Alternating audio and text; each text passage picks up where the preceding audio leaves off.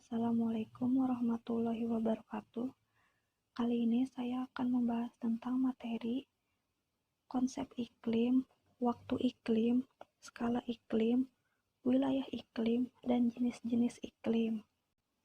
Ditinjau dari lingkup skala ruang dan waktu, meteorologi dibagi menjadi dua, yaitu yang pertama meteorologi mikro, yaitu mempelajari tentang cuaca dalam skala kecil, yakni yang berkaitan dengan sifat-sifat perubahan cuaca dalam waktu yang sangat pendek dan dalam ukuran panjang beberapa meter.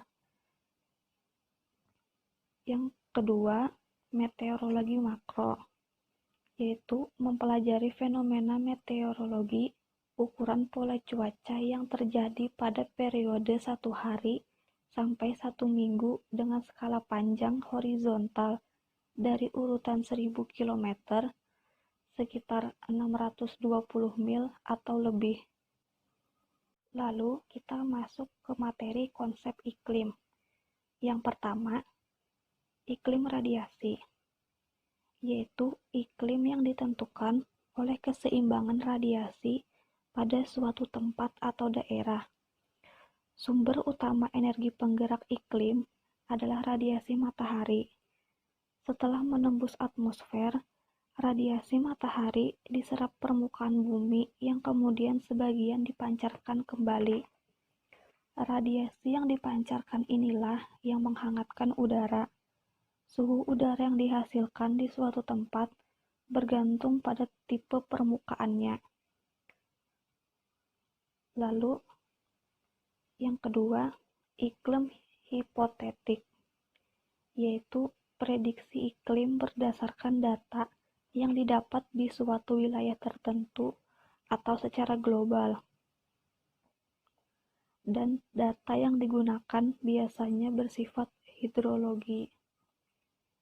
Dalam beberapa pengertian, iklim hipotetik diartikan sebagai alat ukur atau tingkatan sesuatu terhadap sesuatu yang lain dan sifatnya vertikal, serta biasanya dapat digambarkan dengan diagram atau statistik.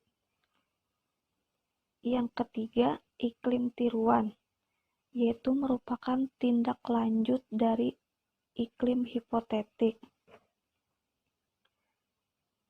yaitu dalam beberapa pengertian lain juga, iklim tiruan berarti iklim buatan yang dibuat oleh manusia menggunakan alat dan teknologi yang modern.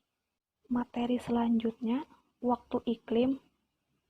Yang pertama, iklim prasejarah, yaitu iklim zaman dahulu yang penetapannya didasarkan atas cerita-cerita sebelum adanya fakta.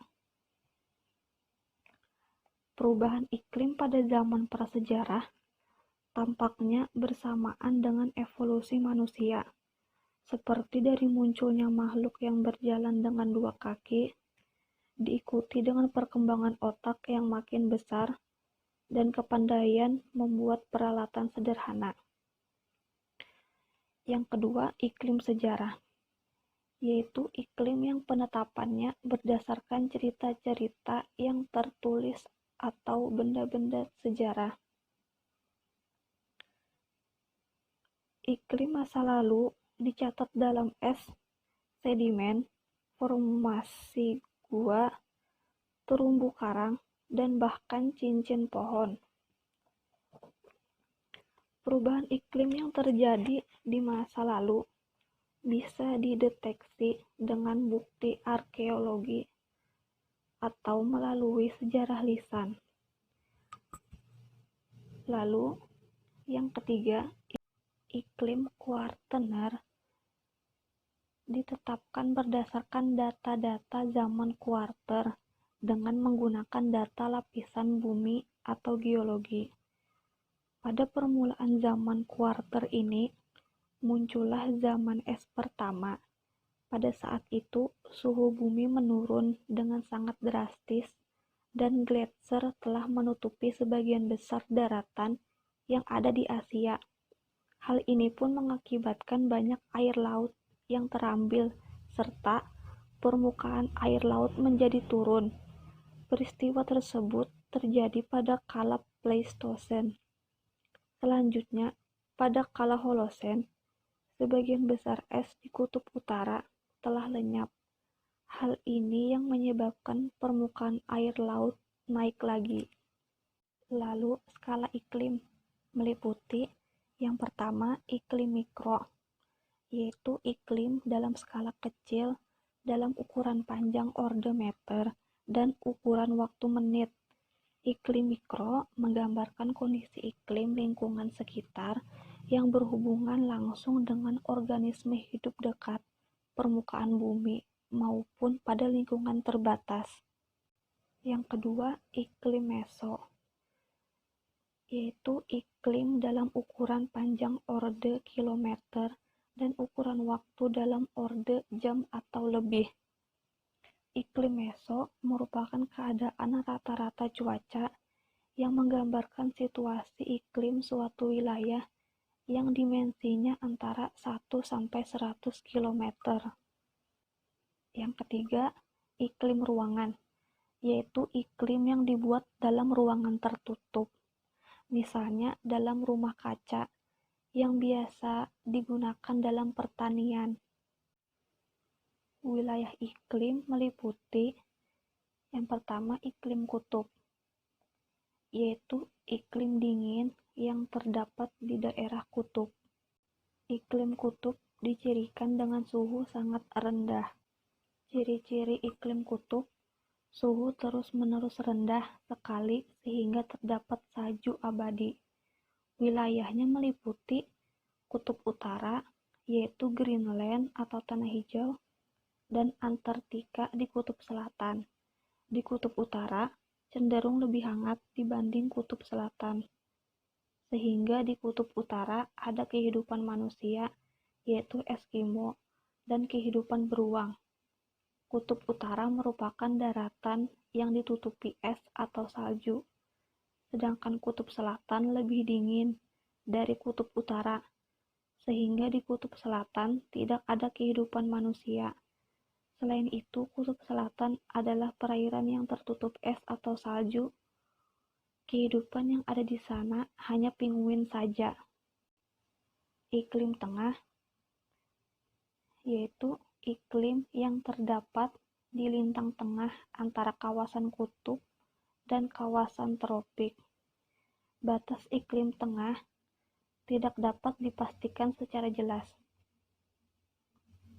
Iklim subtropis dicirikan utamanya kemarau di musim panas dan hujan di musim dingin.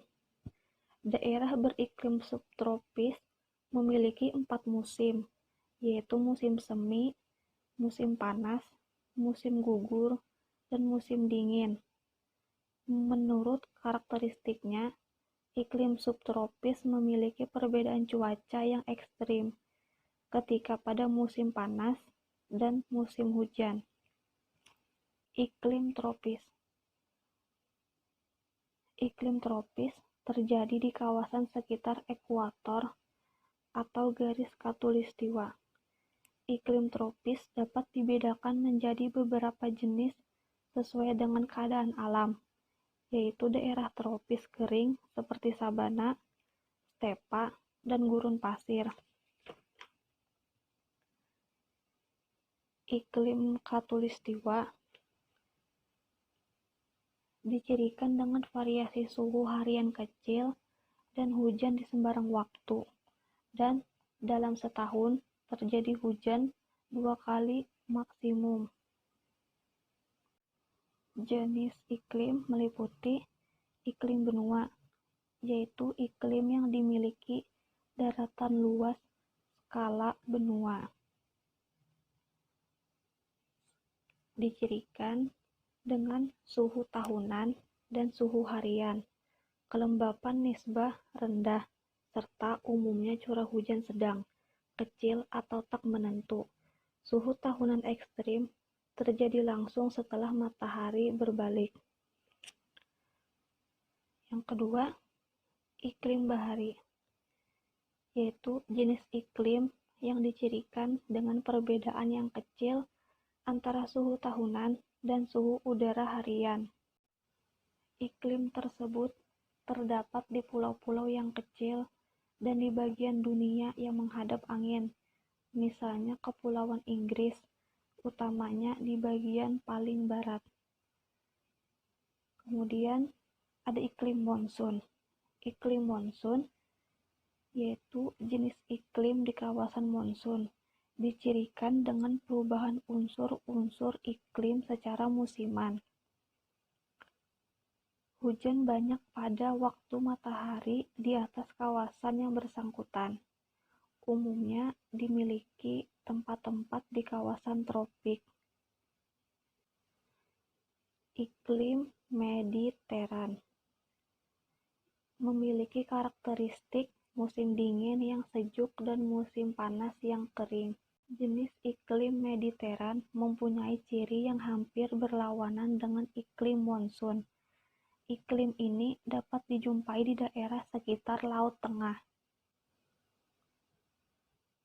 Iklim tundra, iklim yang sesuai dengan tumbuh dan hidupnya tumbuhan lumut, dicirikan dengan suhu sangat rendah tetapi tidak tertutup salju.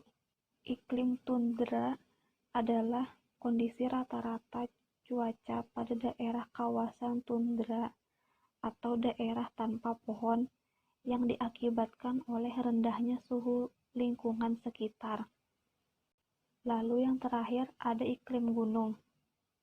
Iklim gunung adalah iklim di tempat-tempat tinggi, dicirikan dengan makin ke atas suhu makin rendah, demikian pula tekanan makin rendah.